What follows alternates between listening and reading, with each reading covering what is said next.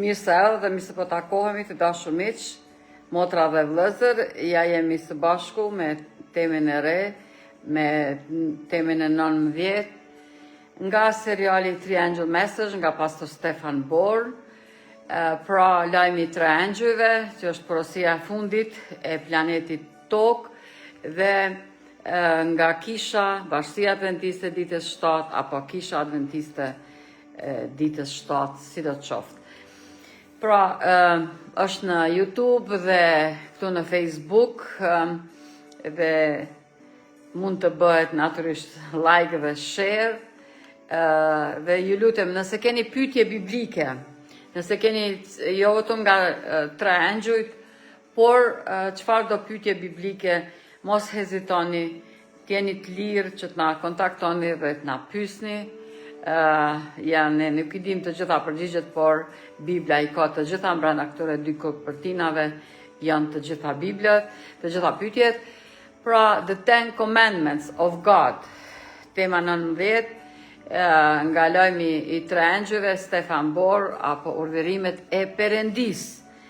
Është koha për lutje, dhe lutja e cila është bisedë me Zotin, si zakonisht e kthejmë këtu mbrapa që të shihem edhe kështu live, pra përshëndetje kështu live dhe ju lutem kudo që jeni, e përulim kokën dhe lutemi së bashku mundësisht ju lutem. O Zoti madhe që të përshtetshëm, ndera lavdia takon ty, faleminderit për fjalën tënde, faleminderit për Biblian, faleminderit për urdhërimet të cilat i shkrove me dorën tënde. Na udhëheq o Zot drejto, të lutem o Zot për shumë e shumë krishterë që madje dojnë jashtëzakonisht ty shumë dhe besojnë edhe Biblian, por ja shumë pak e njohin. Bën o Zot që të kuptojnë 10 urdhërimet, sepse jo rastisht i ke shkruar me dorën tënde dhe ke thënë nëse më doni zbatoni urdhërimet e mia. Dhe paqe të madhe kanë ata që i zbatojnë urdhërimet tua. Andaj të lutem që ti me mëshirën tënde të shëndrit në zemrat e atyre që do t'i dëgjojnë tani apo më vonë kurdoherë dhe një dritë e re, një njohuri dhe një gëzim i ri të vjen nga fjala jote, nga ligji që të cilin ti e ke dhënë. Në emër të Atit, Birit, Frymës së Shejtë për gjithmonë. Amen. Amen. Dhe si zakonisht ju përshëndesim kështu nga ana ime, nga pastore Diana Dakanahi, dhe kthejmë atje që të mund të përcjellim ilustrimet, fotot, vargjet, komentet e kështu më radhë. Dhe duke mos humbur kohë, fillojmë udhëzimi apo fjala apo urdhërimi, mbani urdhërimet e Perëndis, është dhënë në 3 vende në librin e zbulesës, me që jenë duke folur nga zbulesa, nga lajmi i tre angjujve, zbulesa 14, por cilat janë ato vende ku shkruan në librin e fundit në mes tjerash, në të gjitha librat, por me që kemi fjalën për zbulesën. Në zbules ka pra 12, kapitulli 12 vargu 17, kapitulli 14 vargu 12 dhe kapitulli i fundit 22, kapitulli 14. Vargu 14, pardon. Për dallim nga ata që adhurojnë bishën dhe shëmbëltyrën e saj dhe marrin damkën, kush janë ata? Ata janë të cilët e kanë durimi i shejtorëve, thotë zbulesa 14:12. Këtu është durimi i shejtorëve, këtu janë ata që mbajnë, zbatojnë urdhërimet e Perëndis dhe besimin e Jezusit. Kjo është modeli, kjo është ajo peshorja, si mund t'i dim shejtorët apo besimtarët e Zotit. Kurse Biblia përfundon me kapitullin 22 të zbulesës dhe thot të njëjtën gjë, dhe çka thot? Lum ata që zbatojnë urdhërimet e tij, që të kenë të drejtën për pemën e jetës dhe të hyjnë në për portat e qytetit. Kush janë ata që do ta mundin bishën dhe nuk do ta marrin damkën? Janë ata që mbajnë 10 urdhërimet. E kanë të drejtën që të hynë në qytetin e ri, Jerusalemin e ri dhe të hynë në portat, pra të pranojnë, të marrin jetën e përjetshme. Këtë nuk thot ata që besojnë dhe të urdhërimet, ose ata që i kanë dhe të urdhërimet, ose i mësojnë dhe të urdhërimet, ose i predikojnë ato. Pra, mund të besojmë që janë edhe të urdhërimet, mund të kemi, mund të mësojmë për dhe të urdhërimet, por të gjitha ato nuk janë të valide nëse nuk i zbatojnë. Do me thanë, kushti që të hymë në qytetin Jerusalemin e ri, në portat e qytetit dhe të kemi të drejten në pemën e jetës është të zbatojmë urdhërimet e Perëndis. Zbulesa 12, ju e dini flet për gruan, për paraqet kishën dhe dragojnë. Kush është dragoj? Dragoj është djalli, shejtani, dreqi dhe gruaja e në veshur në të bardhë. Kemi 2 gra në zbulesë. Pra, kemi në kapitullin 12 gruan të veshur në bardhë me kuror, me 12 yje, që është gruaja, kjo kisha e Zotit, përkundrejt asaj tjetër slavirës që nuk është. Pra, mendoj se nëse mësoni se askush nuk mund të mbaj ato dhe të urdhërimet, ka njerëz që thonë, po pse ju adventistët flesni dhe të urdhërimet, nuk ka njeri që mund t'i mban.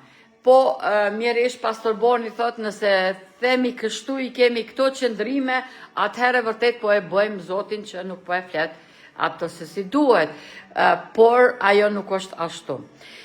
Zbulesa 12, 17, ku flet për kishën e Zotit dhe thot, dhe dragoi u zemrua me gruan, u zemruan me kishën, dhe shkoj, me kishën e Zotit është fjala, dhe shkoj të bënte luftë me pjesën tjetër të pasardhëve të saj, të cilët kushën ata, të cilët mbajnë urdhërimet e Perëndis dhe kanë dëshminë e Jezu Krishtit. Këta janë epicendra e sulmeve të dragojit sipas Biblit. Cilat urdhërimet janë ato që Satana i urren?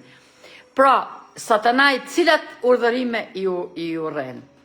Për të kuptuar urrejtjen e Satanit për 10 urdhërimet dhe njerëzit që i mbajnë ato, është e nevojshme të nisemi nga e para, vërtet të dim se prej nga e keqja dhe si filloi ajo në qiell, përpara se të krijohej kjo botë, këtu fillojmë kati. Si ndodhi? Pra, kerubimi, Luciferi, dritbartësi, ishte krijesa e parë, biri i Agimi, thot profeti, i cili një ditë u gjet çorodia tek ai, pra u rebelua kundër krijuesit, u rebelua dhe kundër krijuesit dhe Biblia na shpjegon.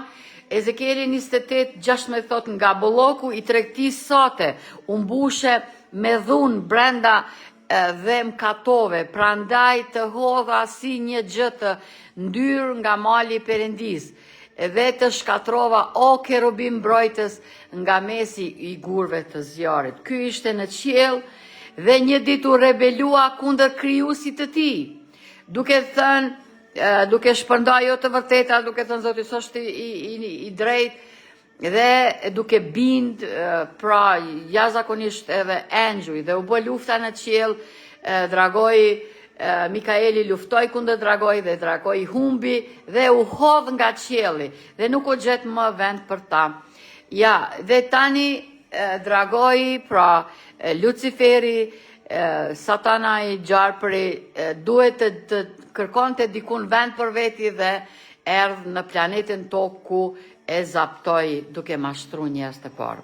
Satana i kam katuar që nga fillimi, pra nuk filloi të mkatoj në malin, nga koha e malit Sinai, që është shumë kohë pas krijimit, pra 2300 vjet. Dhe Jezusi thot, sepse ai është gënjeshtar dhe atë i remes, pra i thot Jezusi Gjoni 8:24, Gjoni 8:24, kurse te para Gjoni 3:8 thot, kush mkaton është nga djalli, sepse djalli mkatoi nga fillimi. Për këtë qëllim u shfaq biri Perëndis që të shkatronte veprat e djallit. Dhe Jezusi te Luka 10:18 thot, unë e shikoja Satanin që po binte nga qielli si një rufe. Vini re se mkati është shkelje e ligjit dhe për këtë arsye ai duhet ta ketë shkelur ligjin. Andaj u hodh nga qielli dhe nuk u gjet më vend për të dhe dhe engjujt e tij u hodhen gjithashtu ata të cilët u rebeluan kundër Zotit. Kurse e para e Gjonit 3:4 thot kushdo që kryen mëkat, kryen edhe paligjshmëri dhe mëkati është paligjshmëri. Që të dim se çfarë është e drejtë dhe çfarë nuk është, pra na duhet një mas që e vlerëson e këto janë 10 urdhërimet. 10 urdhërimet me cilët natyrisht mjerisht anmiku ka shumë luftë nga dita e parë edhe sot e kësaj dite dhe deri në fundin e kësaj planete. Ai tregon te gënjeshtra në qiell, nuk e besoj, nuk mund të më shisni këtë. Pra, ai tha që Zoti nuk është i drejtë, ai nuk na impunon, na detyron, do me thonë të gjitha ato çka nuk janë të vërteta për Zotin. Dhe Ezekieli shpjegon, Ezekieli 28:16 thot: me bellokun e tregtisë sate u mbushe me dhunë brenda dhe mkatove, prandaj të hodha si një gjë të ndyrë nga mali perëndis dhe shkatrova o kerubim mbrojtës nga mesi i gurve të zjarit. Kurse Ezekieli 22:9 tek ti ka njerëz që shpifin për të shkaktuar gjakderdhje, tek ti ka ata që han në male, në mesteje ata kryen shturvje.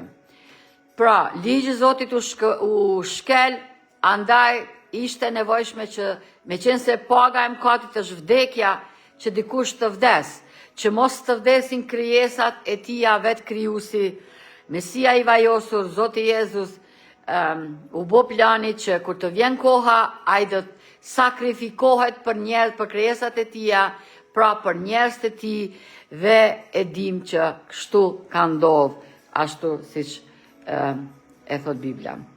Levitiku 19:16 thot: nuk do të shkosh e të përçmosh midis popullit tënd dhe nuk do të kundërshtosh jetën e të afërmit tënd, unë jam Zoti. Jezusi thot tek Gjoni 8:44, ju jeni nga djalli, ati juaj, dhe doni të bëni dëshirat e atit tuaj. Ai është vrasës që nga fillimi dhe nuk qëndroi në të vërtetën, sepse nuk ka të vërtetë në të. Kur thot gënjeshtra, flet nga vetja sepse është gënjeshtar dhe atë i saj. Ja, komplet vargu pra. Dhe mjerisht Satana i cili u hodh nga qielli, ai mashtroi njerëzit dhe e zaptoi planetin tokë. Pra planetin ton. Zbulesa 12:3 thot: bishti i tij tërhoqi 1/3 e yjeve të qiellit dhe i hodhi në tokë.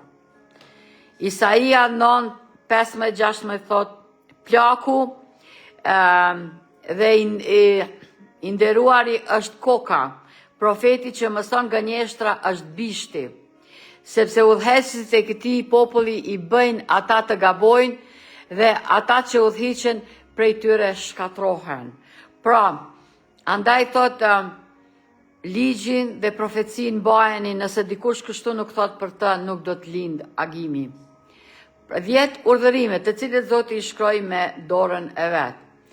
Dhe e treta e yjeve ishte 1/3 e engjujve që armiku i bindi të rebeloheshin kundër Perëndis. Zbulesa 12:9 thot: kështu u hodh dragoi i madh, gjarpër i lashtë, i quajtur djalli Satan, që mashtron tërë botën, u hodh në tokë dhe engjujt e tij u hodhen bashkë me të. Një citat nga zonja Ellen White, nga libri Patriark e Profet, e kemi fatmësisht në gjuhën shqipe. Mjerisht nuk kemi akoma shumë ekzemplar, sepse është shpërnda i thuajse tërë tirazhi. Një citat thot kështu: duke lënë vendin e tij në praninë e menjëhershme të atit, Luciferi doli për të përhapur frymin e pakënaqësisë midis engjujve. A i punoj me sekret misterioz dhe për një kohë e fshehur, qëllimi i tij vërtet ishte vërtet në një pamje nderimi për Perëndin, ai filloi të ngjallte dyshime në lidhje me ligjet dhe qeverisjen qenjet qellore, duke lënë të kuptojë se megjithatë ligjet mund të ishin të nevojshëm për banorët e botrave, engjëjt, duke qenë më të lartësuar nuk ishin nevojë për një kufizim të tillë, sepse mençuria e tyre ishte një udhëzues i mjaftueshëm, thot në këtë librin Ellen G. White, Patriarkët e Profetit, faqe 37. Kurse një citat tjetër nga një bestseller gjithashtu si Patriarkët e Profetit, që e kemi citu gjatë këtij seriali shumë herë, pra konflikti i madh, në faqen 499 thot citati kështu: ai përsëriti pretendimin e tij se engjëjt nuk ishin nevojë për kontroll, por duhej të liroheshin të ndiqnin vullnetin e tyre, i cili do t'i udhëheqet gjithmonë drejt. Ai denuncoi statutet hynore si një kufizim të lirisë së tyre dhe deklaroi se qëllimi i tij ishte të siguronte heqjen e ligjit. Pra, lufta e armikut të ligjit ka fillu pra qysh në qiell, që të çlironte nga ky kufizim ushtrit e qiellit të mund të hynin në një gjendje ekzistence më të lartë dhe më të lavdishëm, thot Ellen G. White në Konflikti i Madh, faqe 499. Pra, që nga fillimi armiku e kishte luftë me 10 urdhërimet. Ai e shtyu Even të mos i bindej urdhrit të Perëndis, kur në parimin përmbendshëm të gjitha 10 urdhërimeve, Satanai përdori argumentet e parë postmodern të historisë njerëzore. Ju mund të jeni burim juaj i etikës pa u mbështetur në përkufizimin e Perëndis. Pra, andaj Jezusi mori kohë me krijesat e tij duke ju shpjegu që ekziston përkufizimi dhe që mos të hanë nga fruti i njohjes së mirës dhe të keqes. Dhe lexojmë te Zanafilla 3, kapitullin 1 deri në vargun 5. Tani gjarpri ishte më dinak se çdo kafshë e fushës që Zoti Perëndi kishte krijuar, dhe i tha gruas: a ka thënë me të vërtetë Perëndia, nuk do të hani nga asnjë pemë e kopshtit? Dhe gruaja i tha gjarprit: ne mund të ham frutet e pemëve të kopshtit. Ju s'keni për të vdekur as pak, është gënjeshtra e parë. Ai ju kufizon, ju limiton. Pra, duke shpërnda jo të vërteta për krijuesin me dinaktërinë e tij. Dhe vazhdojmë te Zanafilla 3 nga vargu i 1 tani vargu i 3. Por nga fruti i pemës që është në mes të kopshtit, Perëndia ka thënë: nuk do të hani dhe as nuk do të prekni, që të mos vdisni. Atëherë gjarpri i tha gruas: ju nuk do të vdisni me siguri. Por Perëndia di që ditën kur do të hani sytë tuaj do të hapen dhe do të jeni në gjendje si Perëndia të njohni të mirën dhe të keqen. Vallë, a ishin sytë e tyre të mbyllura? Jo, as pak. Sytë e tyre ishin të hapur, po ata nuk e dinin se çfarë është e keqja, çfarë mkati, vujtja, dhe nuk e kuptuan gënjeshtrën e armikut, nuk u mbështeten në urdhrin e Zotit dhe mjerisht ata e humben kopshtin e Edenit. E mandai Zoti preu qingjin me rrobat e tij, i veshi, e mbylloi lakruqin dhe u dha premtimi se gjarpri do t'i shkelet koka, pra që do ta e bën Jezusi në të ardhmen. Kush e përcakton të mirën dhe të keqen? Ligji përcakton të mirën dhe të keqen. Perëndia është përcaktuesi absolut i së mirës dhe të keqes. A mund të jemi të sigurt që shprehja mbaj urdhërimet e përmendur këtu i referohet 10 urdhërimeve? Ja, lexojmë te Mateu kapitulli 19 nga vargu 17 e vargu 22, i cili thot: Një i ri ju afrua Jezusi dhe e pyeti: Mësues i mirë, çfarë të mire duhet të bëj që të kam jetë të përjashme? Dhe çfarë thot Jezusi? Tani në qoftë se ti do të hyesh në jetë, zbato urdhërimet. Vargu 18, dhe ai tha: cilat? Atëherë Jezusi i tha: mos vraj, mos shkel kuroren, mos vidh, mos bëj dëshmi të rreme, ndero atin tënd dhe nënën tënde dhe duaje të afërmin tënd përsi veten tënde. I riu i tha: të gjitha këto i kam ruajtur që nga rinia ime. Çfarë më mungon akoma? Jezusi i tha: nëse do të jesh i përsosur, shko shit çfarë ke dhe jep ju të varfërve dhe të kesh një thesar në qiell. Pastaj eja e më ndiq mua, por i riu kur i dëgjoi këto fjalë u largua i trishtuar sepse kishte shumë pasuri. Pra, çfarë përgjigji Jezusi në pyetjen çfarë duhet të bëj të kem jetën e përjetshme? Jezusi çfarë tha? Zbato urdhërimet. Cilat? 10 urdhërimet. Ata e respektuan të shtunën, urdhën e 4 sipas 10 urdhërimeve. Pastaj u kthyen dhe përgatitën erza dhe vajra aromatike dhe pushuan të shtunën sipas urdhërimit. Dishepujt pra e bën këtë, thotë Luka 23:56. Kurse te Marku 7 vargu 9 thot: ai u tha atyre: shumë mirë e shpërfillni urdhërimin e Perëndis që të zbatoni traditën tuaj, sepse Mojsiu tha: ndero atin tënd dhe nënën tënde, dhe ai që mallkon atin ose nënën të dënohet me vdekje. Pra, Jezusi prap flet për 10 urdhërimet, për ku më ditën sotën herë në Ungjil, dhe aty nuk ka as pak dyshim. Pra, 10 urdhërimet janë shprehje e karakterit të Perëndis. Dhe Apostull Pali tek Romakët kapitulli 7 nga vargu 7 thot: çfarë të themi pra? A është ligji mëkat? Sigurisht që jo. Përkundrazi, unë nuk do të kisha njohur mëkatin veçse nëpërmjet ligjit, sepse nuk do të kisha njohur lakmin po të mos thoshte ligji mos mëkato. Por mëkati, duke marrë shkas nga urdhërimi, prodhoi në mua çdo lloj dëshire të keqe, sepse pa ligj mëkati është i vdekur. Unë dikur isha gjallë pa ligj, por kur erdhi urdhërimi mëkati u ringjall dhe unë vdiqa. Dhe urdhërimi që duhej të sillte jetë, gjeta të sillte vdekjen, sepse mëkati duke marrë shkas nga urdhërimi më mashtroi me anë të tij më vrau. Prandaj ligji është i shejt, urdhëri i shejt, i drejt, i mirë. Vetëm këto vargje të janë të shkruar në Bibël do mjaftonin. Shumë e qartë dhe shumë drejt për drejt, ligji është i shejt dhe urdhëri i shejt, i drejt, i mirë. Pali thot se duhet i zbatojmë urdhërimet e Perëndis. E para Korintasve kapitulli 7 vargu 19 thot: rrethprerja nuk është asgjë dhe pa rrethprerja nuk është asgjë, por zbatimi i urdhërimeve të Perëndis është i rëndësishëm.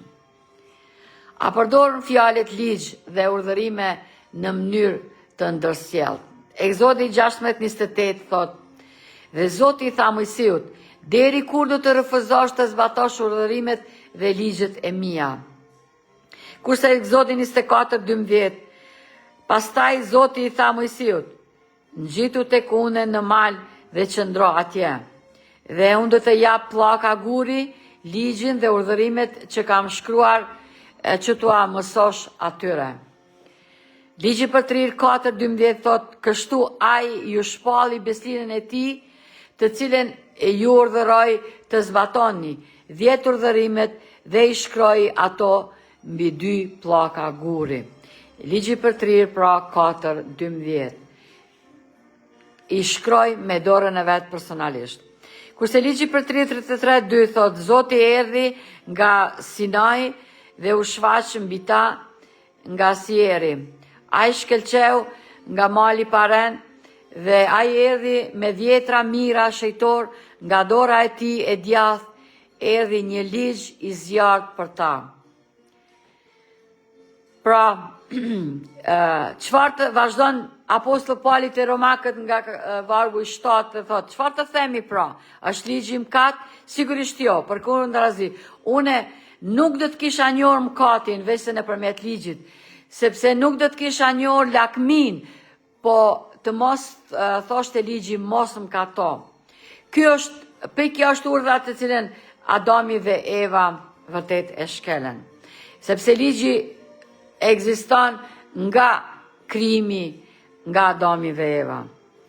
Por mëkati duke marrë shkas nga urdhërimi prodhoi në mua çdo lloj dëshire të keqe, sepse pa ligj mëkati ishte vdekur, unë dikur ishta pa ligj, dhe kur erdhi urdhërimi mëkati u ringjall dhe unë vdiqa. Dhe urdhërimi që duhej të sillte jetë, gjeta të sillte vdekjen. Ligji është mësuesi ynë tek Jezusi. Disa njerëz i ngatrojnë gjëra duke thënë që ligji është shkëput, Jezusi e ka kryzuar në kryq, e ka kryzuar ligjin ceremonial, por jo edhe ligjin moral. Kjo është ndryshimi shumë i madh. Ligji ceremonial dhe moral janë plotësisht diçka tjetër. Sepse mëkati duke marrë shkas nga urdhërimi më mashtroi dhe me anë të tij unë më vrau. Prandaj ligji është i shenjtë, edhe një herë Pauli na përsërit, dhe urdhërimi i shenjtë, i drejtë dhe i mirë. Ligji na kthen te krijuesi jon. Në zanafill tek Adami dhe Eva, tek kopshti i Edenit. Kurse Romakëve 13:8 thot, mos i detyroni askujt për asgjë, vese dashurinë për njëri tjetrin, sepse ai që e do tjetrin e ka përmbushur ligjin. Sepse urdhërimi mos shkel kuroren, mos vrit, mos vidh, mos bëj dëshmi të rrem, mos lakmo, dhe nëse ka ndonjë urdhërim tjetër, përmblidhen në gjitha në 2 fjalë. Duaje të afërmin tënd si vetveten. Dashuria nuk i bën keq të afërmit, prandaj dashuria është përmbushja e ligjit. Çfarë mësoi Jezusi drejt për drejt dhe konkretisht për 10 urdhërimet? Nëse më doni, zbatoni urdhërimet e mia. Urdhërimet e mia nuk janë të rënda. Pra Jezusi na thot, nëse do i mbani urdhërimet e mia, do të mbeteni në dashurinë time. Dhe te Gjoni 14:16, une do t'i lutem ati dhe ai do t'ju jep një ngushëllues tjetër që do të qëndroj me ju për gjithmonë. Dhe përsëritja nga kapitulli 14 edhe te kapitulli 15, nëse më doni, zbatoni urdhërimet e mia. Nëse zbatoni urdhërimet e mia, do të qëndroni në dashurinë time. Ashtu si une i kam zbatuar urdhërimet e Atit tim dhe qëndroj në dashurinë e tij. Kurse te para Gjonit, kapitulli 2, vargu 3 dhe 4. Një varg jashtëzakonisht i fuqishëm, ju lutem. Tani nga kjo e dim se e njohim atë nëse zbatojmë urdhërimet e tij. Ai që thot, une e njoh atë, une jo me Zotin, unë jam me Jezusit, une e njoh Jezusin, e dua, besoj, dhe nuk i zbaton urdhërimet e tij. Çfarë thot Bibla? Është gënjeshtar, shumë e rënd, por ja e sakt. Është gënjeshtar dhe e vërteta nuk qëndron atë. Pra, ata që kanë prish urdhërën e 4, e kemi folur këtë pjesë disa herë, pra me që është bë nga shekulli 4 e më tutje. Pra urdhëra 4 dhe urdhëra 2 gjithashtu është e shkëputur. Kurse urdhëra 10 ndohen në 2 pjesë. Te para Gjoni kapitulli 5 vargu 3, sepse kjo është dashuria e Perëndis, që ne të zbatojmë urdhërimet e tij, dhe urdhërimet e tija nuk janë të rënda. Se disa thonë, po si ju thoni urdhërimet e Zotit, ato nuk mund askush t'i përmbahet. Nuk është e vërtet. Nuk ka njeri që është i përsosun që nuk ka gabu dhe nuk ka ban, ne jemi të gjithë njerëzit. Por jo qëllimisht, jo kur e dim se çfarë Zoti kërkon me vedije, plot ta e bëjmë ato. Ajo nuk është në rregull dhe është shumë gabim i madh. Antikrishti i urren ata sepse briri i vogël, e kemi fol kush është briri i vogël, e kemi shpjegu shumë herë deri tani. Pra briri i vogël i ndryshon ata që ai quhet njeri mkatit dhe i paligjshmërisë dhe mkati është shkelja e ligjës. Në katekizmin të kishës romake katolike, urdhri i dytë është fshirë dhe urdhri i 10 ndarë në 2 pjesë dhe urdhri i 4 është ndryshuar. Vini re se briri i vogël mendon se mund të ndryshoj ligjin për 1260 vjet dhe pastaj Perëndia ngre një mbetje të farës së saj që i ruan ato me njëherë pas 1260 viteve, si që thot zbulesa 12, 14 deri 17. Pra, briri i vogël, pas perandorisë babilonese, medo-persiane, greke, romake, pas kësaj periudhe del briri i vogël, i cili kishte gojë dhe sy dhe fliste gjërat të mëdha, gjërat të kundër shumë të lartit.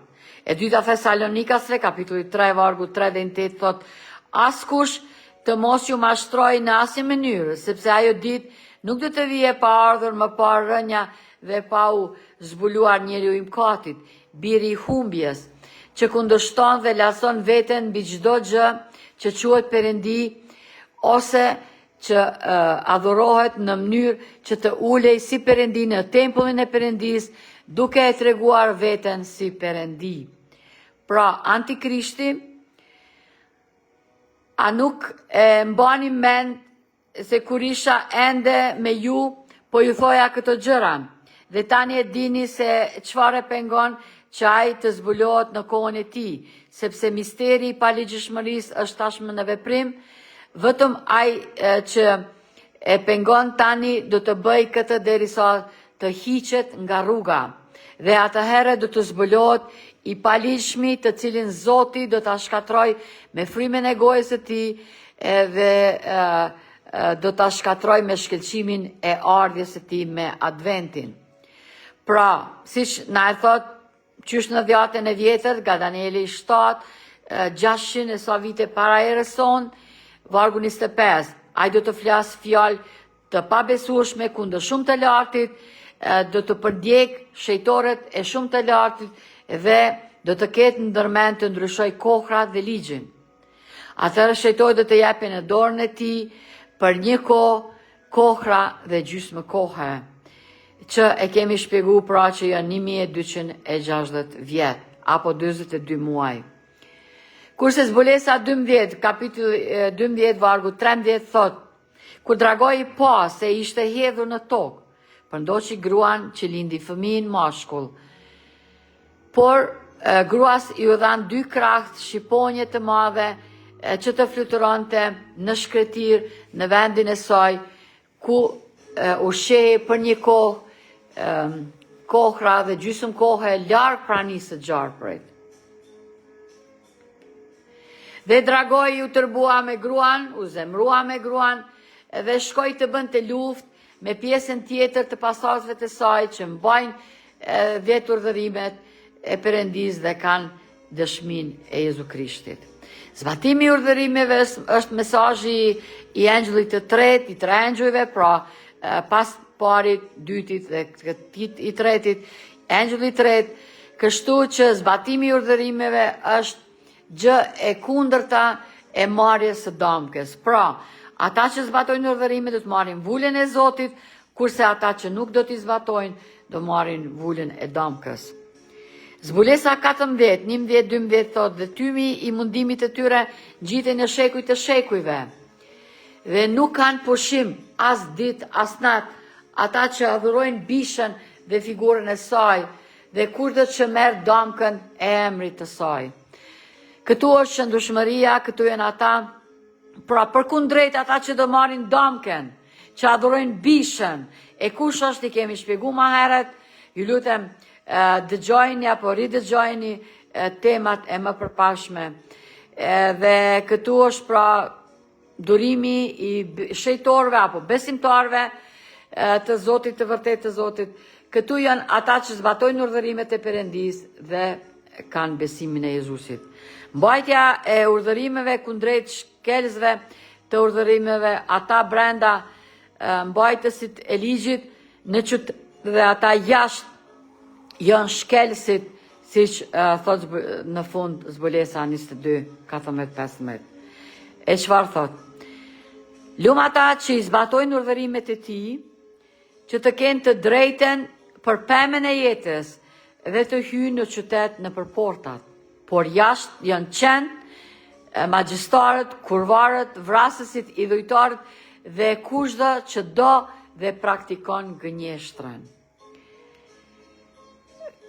Kurse zbulesa 21:7-8 thot, ai që fiton do të trashëgoj të gjithë gjërat dhe unë do të jam perëndi i tij dhe ai do të jetë biri im. Por vrasësit, frigacakët, jo besimtarët, të neverishmit, kurvarët, magjistarët, idhujtarët dhe të gjithë gënjeshtarët do të kanë pjesën e tyre në liçenin që digjet në zjarr dhe shufur, që është vdekja dytë. Si i zbatojnë shejtorët apo besimtarët urdhërimet? Zbulesa 14 thot, ata e kanë emrin në ballë. Emri përfason karakterin dhe karakteri i Perëndis zbulohet në ligjin e tij. Ata e ndjekin qengjin kurdo që ai të shkon, asnjë gëneshtër në gojën tonë, pa njoll, pa parafronit të Perëndis. Kjo nuk është mbajtja ligjore e urdhërimeve, mbajtja legaliste, jo. Shkrimi i ligjit të tij do të thotë që ai shkruan karakterin e tij dhe e duan drejtësinë dhe urrejnë paullsinë dhe ligji është në zemrat tona, ashtu siç është Psalmi 40:6 deri në vargun 8. Pastaj pashja qenxhi, një qenx që qëndronte në malin Sion dhe me të 144.000 që kishin emrin e tij të shkruar në ballin e tyre. Në fjalorin e interpretimit të Bibljes, Vëllëvimi 3, faqe 501 thot, në mendimin biblik, një emër nuk është thjesht një etiket identifikimi, është një shprehje natyrës thelbësore të bartësit të tij. Emri i një njeriu zbulon karakterin e tij. Adami ishte në gjendje t'u jepte emre e kafshëve dhe zogjve, si thot zbulesa 2:20, sepse siç thot Miltoni, ai e kuptoi natyrën e tyre, fjalori i interpretimeve të Bibljes, Vëllimi 3, faqe 501. Kurse një ngjarje, vërtet një personazh tjetër biblik, siç e kemi te Zanafilla 27:36, Esau, vllau Jakobit, thot Esau tha, a nuk është me të drejtë emri ti Jakob, sepse më ka zvendosur këto 2 herë. Më ka hequr të drejtën e para birësisë dhe ja më ka hequr bekimin e para Samuelit 25:25. Të lutem mos e lërë zotrin tim të shoh këtë Nabal të pabes, sepse ashtu siç është emri ti, ashtu edhe është edhe ai. Emri ti është Nabal dhe marzira është në të. Pra, e kemi në 2 raste do me thënien e emrit. Emri Jakob, që do me thënë mashtruë, sepse 2 herë e ka mashtru vllaun e tij Esaun, dhe këtu te Danieli, te Davidi, pra është Nabal, që do me thënë marzira është në të. Kurse Egzodi 33, 18-19 thot, dhe ai tha, të lutem, më tregoj lavdin tënde. Mojsiu kërkoi të sheh lavdin e Zotit. Ju e dini se ai ka fol me Zotin fytyrë për fytyrë. Pastaj tha, une do të bëj të kaloj para teje gjithë mirësia ime dhe do të shpall emrin e Zotit para teje. Do të jemi mëshirshëm ata që do të jam i mëshirshëm dhe do të kam vëmshuri për ata që do të kem vëmshuri. Tek Ezekieli 36, 26 dhe 27 thot, do të jap një zemër të re dhe do të shtije brenda jush një frym të re. Amen. Aleluja. Të lutem o Zot, po. Do të heq zemrën prej guri dhe nga mishi juaj do të bëj t'ju jep një zemër prej mishi. Do të shtije brenda jush frymën time dhe do të bëj të ecni sipas statuteve të mia. Dhe ju do të zbatoni gjykimet e mia dhe do t'i zbatoni ato. Dhe si që folim edhe për psalmin 20, vargu 6-8, i cili thot, sakrificë dhe ofertë nuk dëshirove, veshët e mi i hape, oferta të djegur dhe oferta për mkatin nuk kërkove. Atëherë thash, ja ku po vi, në rotullën e librit është shkruar për mua, gëzohem të bëj vullnetin tënd, o Perëndia im, dhe ligji yt është në zemrën time.